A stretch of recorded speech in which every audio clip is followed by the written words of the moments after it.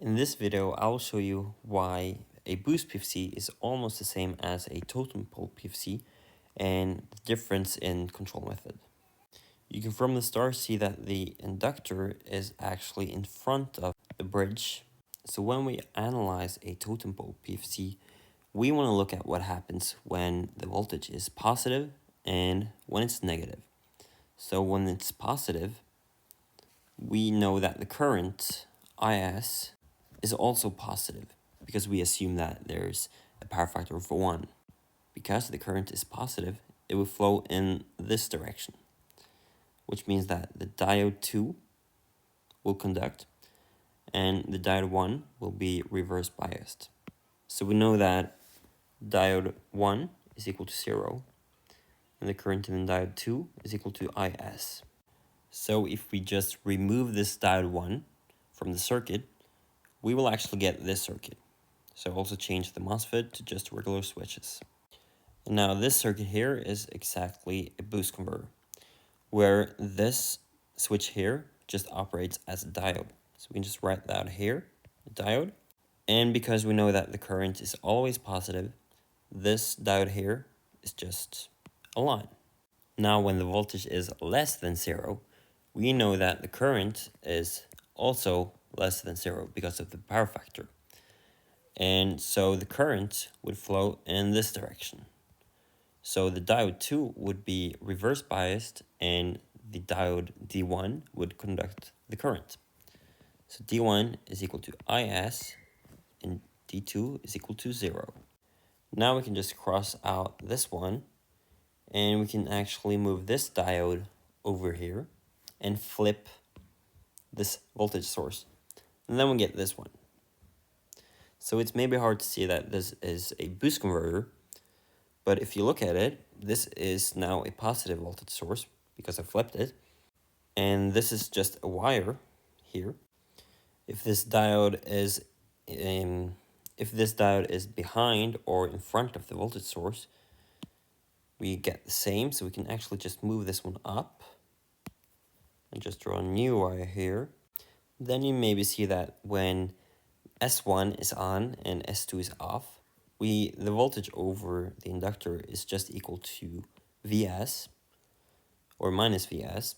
And when the switch 2 is on and S1 is off, you can see that the voltage over the inductor is equal to Vo minus Vs or plus Vs.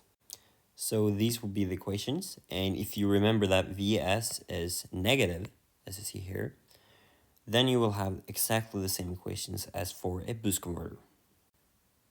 So you can see that the totem pole PFC and the boost PFC basically are the same. But controlling the totem pole PFC is a little bit different, because when we control the boost PFC, we don't really care about the rectifier. We only care about the boost converter. So we take in this Vi. But here we don't have any Vi. We need to take Vs as the input. And the same is for the inductor current. The inductor current here is not the same as the inductor current here. So we need to have that in mind when we're controlling the totem pole PFC. Now this would be the control scheme for the totem pole PFC. So I've already made a video on how you can control a boost PFC. So if you don't understand this, go ahead and watch that video, because I will not explain what is inside the voltage controller and the current controller.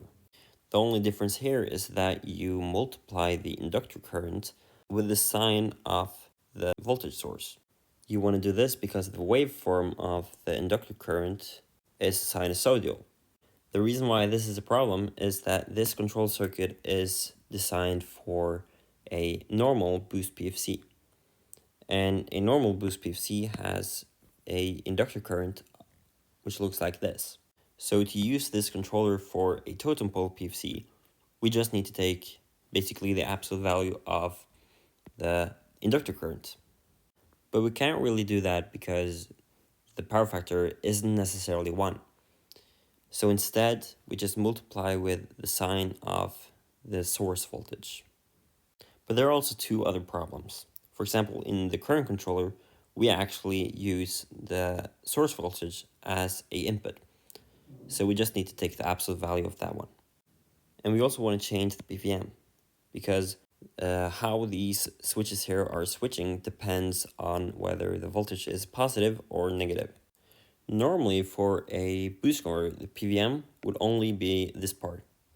So when the D is larger than the triangular wave, we will get 1. And if not, we will get 0. But now we also have to add this part here. So we actually want to invert the signal if Vs is larger than 0.